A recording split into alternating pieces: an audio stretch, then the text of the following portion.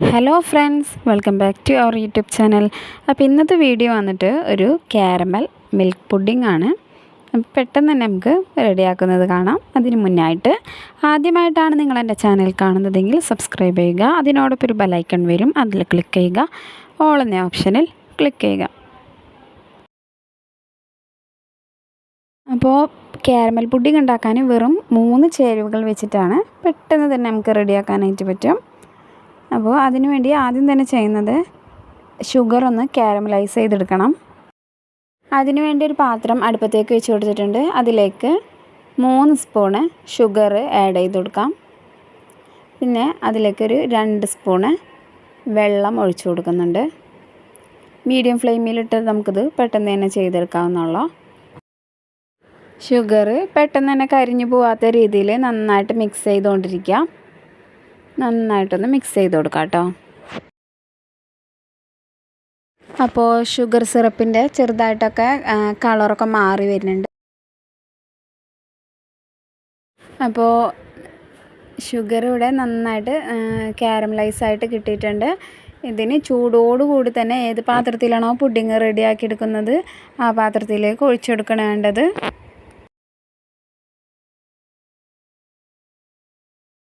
ഞാനിവിടെ എടുക്കുന്നത് cake bake ചെയ്യുന്ന പാനാണ്. അപ്പോൾ നമുക്കിതിലേക്ക് ഷുഗർ സിറപ്പ് ഒഴിച്ച് കൊടുക്കാം. ജസ്റ്റ് ഒന്ന് റൗണ്ട് ചെയ്തിട്ടുണ്ടെങ്കിൽ എല്ലായിടത്തും കിട്ടും. അപ്പം നമ്മൾ ഷുഗർ സിറപ്പ് പാത്രത്തിലേക്ക് ഒഴിച്ചു കൊടുത്തിട്ടുണ്ട്. ഇതൊന്നിനി ഡ്രൈ ആവാനായിട്ട് പെട്ടെന്ന് തന്നെ ഡ്രൈ ആയി കിട്ടും. നമുക്ക് ഇത് ഡ്രൈ ആവണ നേരം കൊണ്ട് ബാക്കിയുള്ള കാര്യം കൂടി ചെയ്തെടുക്കാം. ഇനി നമുക്ക് പുഡിംഗ് റെഡിയാക്കുന്നത് എങ്ങനെയാണെന്ന് നോക്കാം. അപ്പോൾ ഞാനിവിടെ എടുത്തിട്ടുള്ളത് 1 ഗ്ലാസ് പാലാണ്. ഒന്നുകിൽ 1 കപ്പ് പാൽ, അല്ലാന്നുണ്ടെങ്കിൽ 1 ഗ്ലാസ് ഇതുപോലത്തെ ഒരു വലിയ ഗ്ലാസ് പാൽ. രണ്ടിൻ്റെയും കണക്ക് ഒരുവിധം കറക്റ്റ് തന്നെ ആയിരിക്കും. അതിലേക്ക് ഞാൻ എടുത്തിട്ടുള്ളത് ഒരു 5 സ്പൂണ് പഞ്ചസാര എടുത്തിട്ടുണ്ട്. ആദ്യം തന്നെ ഈ പഞ്ചസാര ഒന്ന് പൊടിച്ചെടുക്കുന്നുണ്ട്. അല്ലാന്നുണ്ടെങ്കിൽ മിക്സ് ചെയ്യുന്ന സമയത്ത് പെട്ടെന്ന് തന്നെ അലിഞ്ഞ് പോകത്തില്ലല്ലോ. അപ്പോൾ ഷുഗർ ഒന്ന് ജസ്റ്റ് ഒന്ന് പൊടിച്ചെടുക്കാം. ഇനി ഇതിലേക്ക് വേണ്ടത് 2 മുട്ടയാണ്. ഇനി ഇതെല്ലാം കൂടി ഒന്ന് മിക്സ് ചെയ്തെടുക്കണം. അതിനു വേണ്ടി ഞാനിവിടെ ഒരു ബൗൾ എടുത്തിട്ടുണ്ട്.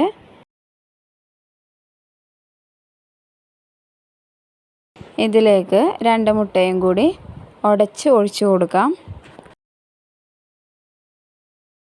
ഇനി 1 സ്പൂൺ എടുത്തിട്ട് ബബിൾസ് വരാതെ നന്നായിട്ടിങ്ങനെ മിക്സ് ചെയ്ത് കൊടുക്കണം. ജസ്റ്റ് ഒന്ന് മിക്സ് ചെയ്ത് കൊടുത്താൽ മതിയാവും. ബബിൾസ് വരാതെ നോക്കണം ഇതിൽ. പിന്നെ ഈ മുട്ടയുടെ സ്മെല്ലൊക്കെ ഒന്ന് പോകാനായിട്ട് ഇതിലേക്ക് ഒരു 1/2 ടീസ്പൂണോ അല്ലെങ്കിൽ ഒരു 1/4 ടീസ്പൂണോ വാനില എസൻസ് ഒഴിച്ച് കൊടുക്കുന്നുണ്ട്. ഇതും നന്നായിട്ടൊന്ന് മിക്സ് ചെയ്യാം. ഇനി ഇതിലേക്ക് പൊടിച്ച് വെച്ചിട്ടുള്ള ഷുഗറില്ലേ, അത് 2 പ്രാവശ്യം അല്ലെങ്കിൽ 3 പ്രാവശ്യമായിട്ട് ഇട്ട് കൊടുത്തിട്ട് ഇതുപോലെ നന്നായിട്ടൊന്ന് മിക്സ് ചെയ്തെടുക്കാം. ഇനി ഇതിലേക്ക് ബാക്കിയുള്ള ഷുഗറും കൂടി ഇട്ട് കൊടുത്തിട്ട് നന്നായിട്ട് മിക്സ് ചെയ്തെടുക്കുന്നുണ്ട്.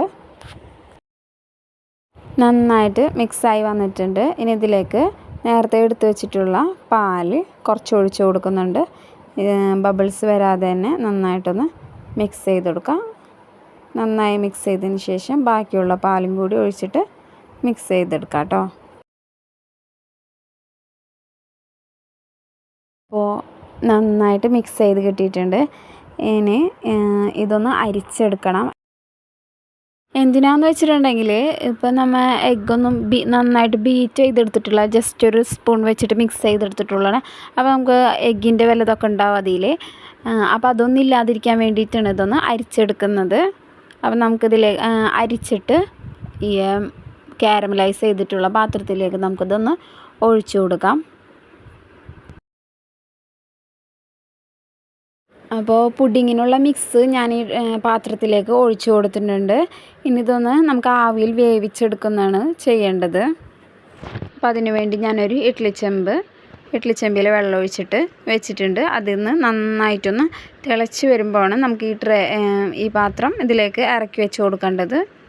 ഇതൊന്ന് മൂടി വെച്ച് കൊടുക്കണം. അതിന് വേണ്ടിയിട്ട് ഒന്നില്ലെങ്കിൽ ഒരു അലുമിനിയം ഫോയിലോ അല്ലാന്നുണ്ടെങ്കിൽ ഒരു അടപ്പ് ഉപയോഗിച്ചിട്ട് ഈ മിക്സ് ഒന്ന് മൂടി വെച്ച് കൊടുക്കാം.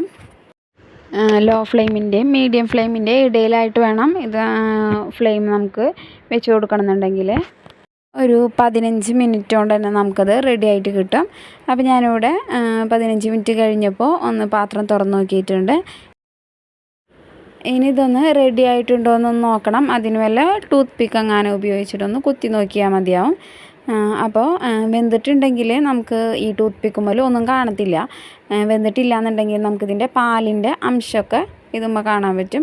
അല്ലാന്നുണ്ടെങ്കിൽ കൈ വെച്ചിട്ട് ജസ്റ്റ് ഒന്ന് ടച്ച് ചെയ്ത് കൊടുക്കുമ്പോൾ ഒരു പശർമ പോലെ ആയിട്ട് നമ്മളെ കൈ കിട്ടും. അപ്പോൾ നമ്മുടെ പുഡിംഗ് ഇവിടെ റെഡിയായി വന്നിട്ടുണ്ട്. ഇനി ഇത് പുറത്തേക്ക് എടുത്ത് വെച്ചിട്ട് ഒന്ന് ചൂടാറിയതിന് ശേഷം നമുക്കത് ഫ്രിഡ്ജിലേക്ക് വെക്കാം. അത് കഴിഞ്ഞ് നന്നായിട്ടൊന്ന് സെറ്റായതിന് ശേഷം ഞാനിവിടെ പുറത്തെടുത്ത് വെച്ചിട്ടുണ്ട്. ഇതിൻ്റെ എൻഡ് ഭാഗമൊക്കെ കത്തി ഉപയോഗിച്ചിട്ട് അങ്ങനെ ഒന്ന് ജസ്റ്റ് ഒന്നിങ്ങനെ ഇതാക്കി കൊടുക്കുക. അല്ലാന്നുണ്ടെങ്കിൽ നമുക്ക് വിട്ട് കിട്ടാൻ ബുദ്ധിമുട്ടില്ലാണ്ടിരിക്കാൻ വേണ്ടിയിട്ടാണ് ഇങ്ങനെ ജസ്റ്റ് ഒന്ന് വരച്ച് കൊടുക്കുന്നത്. ഇനി പുഡിങ് നമുക്ക് വേറൊരു പാത്രത്തിലേക്ക് സെർവ് ചെയ്യണം. അതിന് വേണ്ടിയിട്ട് ഞാനിതുപോലെ പാത്രം വെച്ചിട്ട് പാൻ മറിച്ചിട്ട് കൊടുക്കുന്നുണ്ട്. അപ്പോൾ നല്ല സോഫ്റ്റും ആയിട്ടുള്ള അതുപോലെ തന്നെ സിമ്പിളായിട്ടുള്ള കാരമൽ മിൽക്ക് പുഡിങ് ഇവിടെ റെഡി ആയിട്ടുണ്ട്.